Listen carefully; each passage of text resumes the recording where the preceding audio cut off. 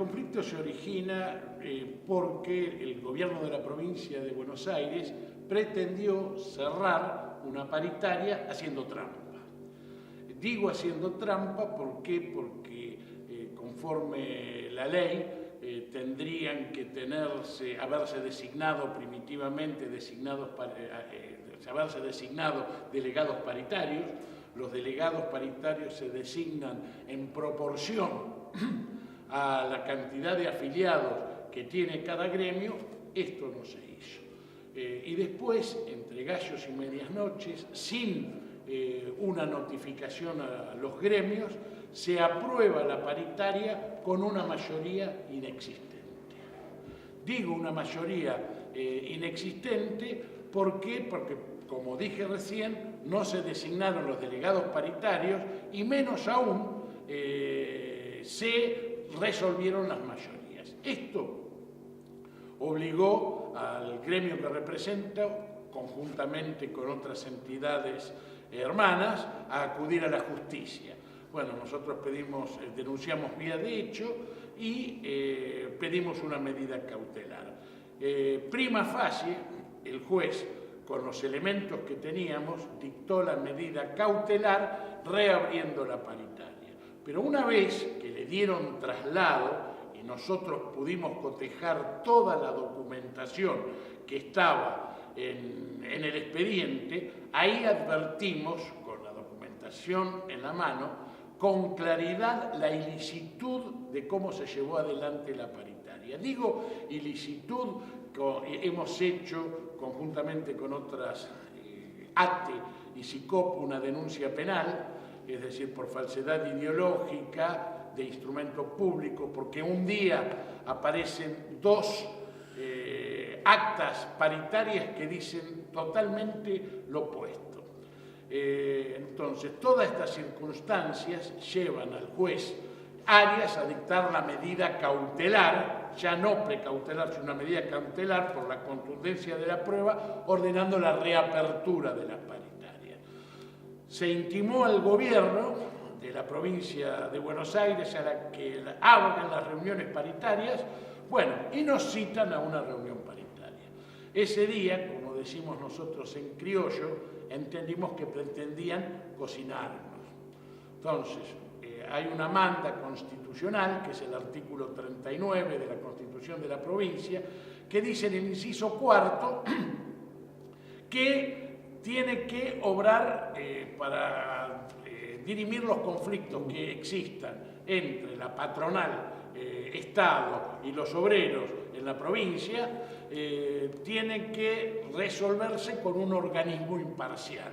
Nosotros, el SOEME, históricamente siempre acató al Ministerio de Trabajo la competencia del Ministerio de Trabajo, porque el Ministerio de Trabajo jamás, desde que tengo 20 años como miembro paritario, jamás incurrió en una sola irregularidad y en todo acto demostraba su imparcialidad.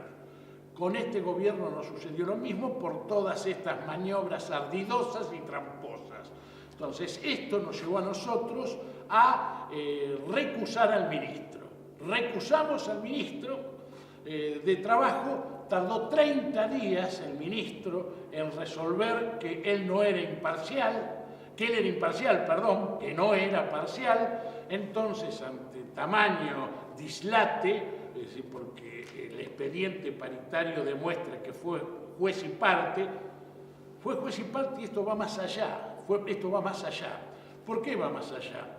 Las paritarias no pueden ser aprobadas por el ministro de Trabajo. La ley establece que las paritarias debe dictarse un decreto del Poder Ejecutivo aprobándolas. El ministro de Trabajo solo tiene que venir a las partes, negociar, obrar con ecuanimidad y trasladar el expediente al Poder Ejecutivo para que el Poder Ejecutivo dicte el decreto y las apruebe. Acá demostró ahí con este solo hecho también que es juez y parte. El juez Federico Arias lo ha dictado de esta forma, pero esto lo ha dictado porque nosotros, cuando el ministro, obtenemos como respuesta del ministro que es hábil para obrar porque es imparcial, tamaño dislate se lo trasladamos a la justicia. ¿Cómo, señor juez? Es decir, un señor que trampeó la paritaria porque hizo trampa, porque usted sabe en el expediente que las mayorías son inexistentes, que no se designaron delegados paritarios, que hay 2 actas totalmente contradictorias, que los gremios no fuimos notificados de las audiencias, etcétera, etcétera. Todo esto lo tiene el expediente. Y este señor, el ministro de Trabajos, el doctor Villegas, dice que es imparcial. No, es parcial y este señor nos hizo trampa. Entonces, hoy el juez Arias, es decir, saca la medida precautelar también, ampliatoria de las anteriores, donde intima, es decir, a la provincia de Buenos Aires, a que en forma conjunta con los gremios busquemos una persona imparcial, primero, ¿no? Busquemos una persona imparcial para que resuelva el conflicto. No nos pueden imponer, es decir, un negociador que sea juez y parte nuevamente.